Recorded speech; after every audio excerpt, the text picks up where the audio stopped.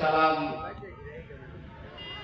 দুনিয়াতে আসার পরে অল্প কিছুদিনের মাথায় 6 মাসের মাথায় তার বাবা দুনিয়া থেকে চলে যায়। এতিম সন্তানকে লালন পালন করে মারিয়াম আলাইহিস সালামের খালু ছিলেন হযরত জাকারিয়া আলাইহিস সালাম। জাকারিয়া আলাইহিস সালাম এই সন্তানের লালন পালনের জন্য যখন ইচ্ছা পোষণ করলেন, এলাকার আরো যারা লোক ছিল তারাও বলল আমরাও লালন পালন করব, তার দায়িত্ব নিব।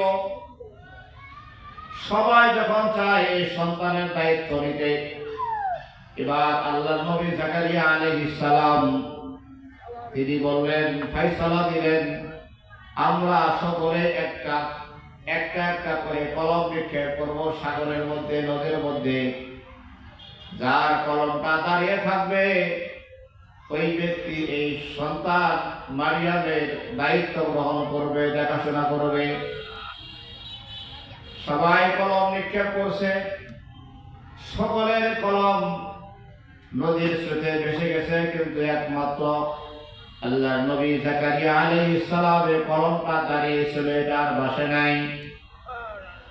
ফয়সালা হয়ে গেল, এবার দায়িত্ব নিলেন দেখাশোনা করার। মেয়ে মানুষ, তাকে আলাদা থাকার জন্য রুম দরকার, তাকে থাকার জন্য মসজিদের কোনায় একটা রুমের ব্যবস্থা করে দিলেন।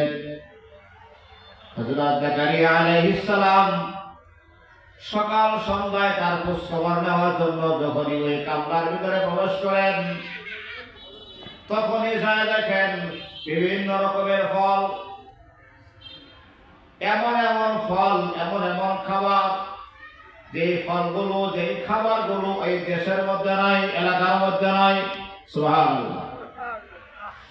কোরআনে আল্লাহ বলছেন, ফালাম্মা দাখালা আলাইহা,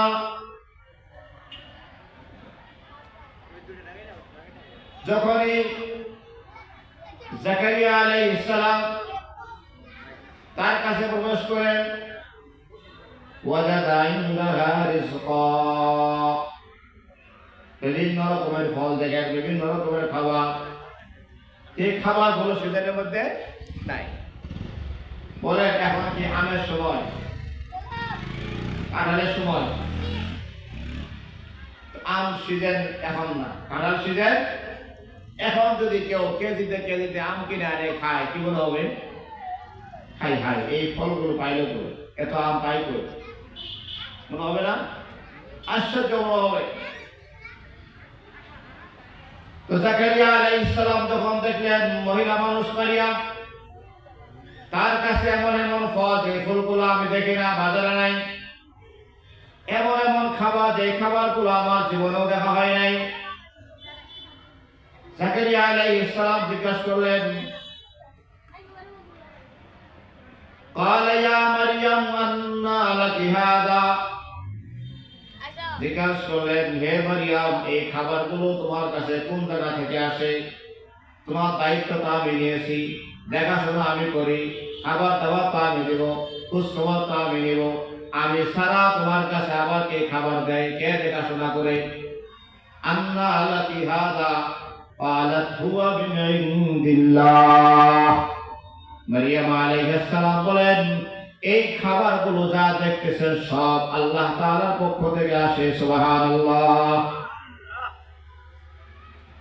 বলেন, আল্লাহ তাআলা ইচ্ছা করলে সিজন ছাড়াও ফল খাওয়াইতে পারে, মাধ্যম ছাড়াও ফল খাবার পৌঁছাইতে পারেন। পারেন কি পারেন না? বলে পারেন। আল্লাহ তাআলা সব পারেন। এবার জাকারিয়া আলাইহিস সালামের মনের মধ্যে একটা আগ্রহ জাগলো, মাওলা, আমার বয়স তো 120 বছর। কত বছর? 120 বছর।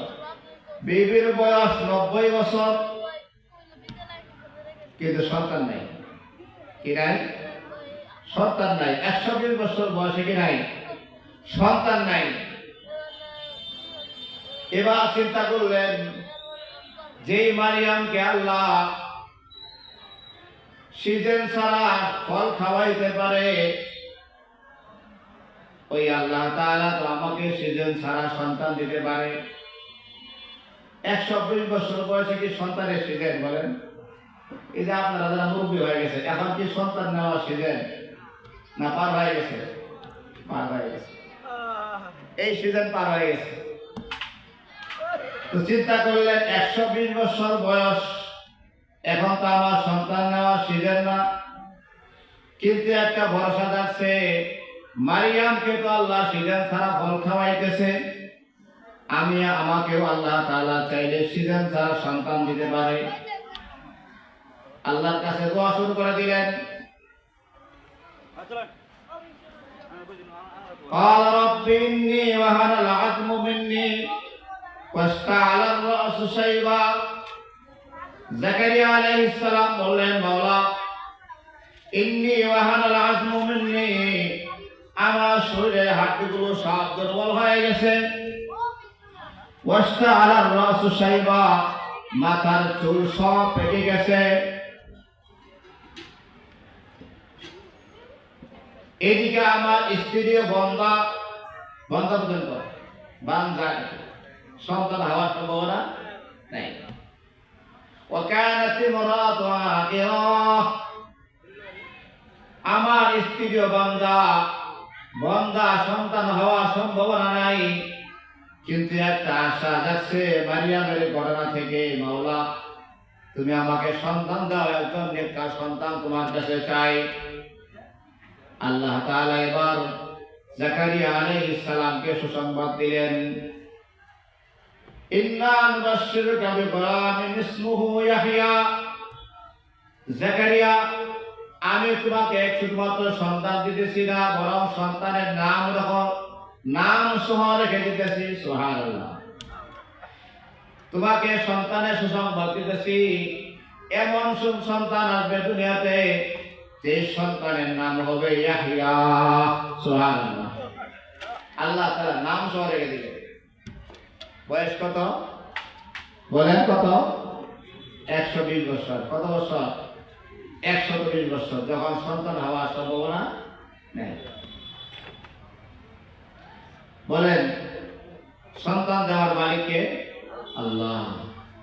আমাদের অনেক মুরব্বী বাবাজিরা আছেন, যুবক ভাইরা আছেন, না বোঝার কারণে, না জানার কারণে ধোঁকায় পড়ে, শয়তানের কুমন্ত্রণায় পড়ে মাজারে গিয়ে, বাবার কাছে গিয়ে, বিভিন্ন জায়গায় সন্তানের মান্যত করে।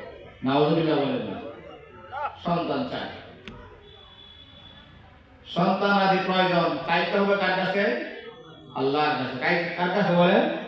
আল্লাহর কাছে। যখন কোন মুসলমান মাজারে গিয়ে সন্তান চায়, বাবার কাছে সন্তান চায়, যে কবরে শুয়ে আছে তার নামে মান্যত করে, সাথে সাথে তার ঈমান নষ্ট হয়ে গেছে, শেষ।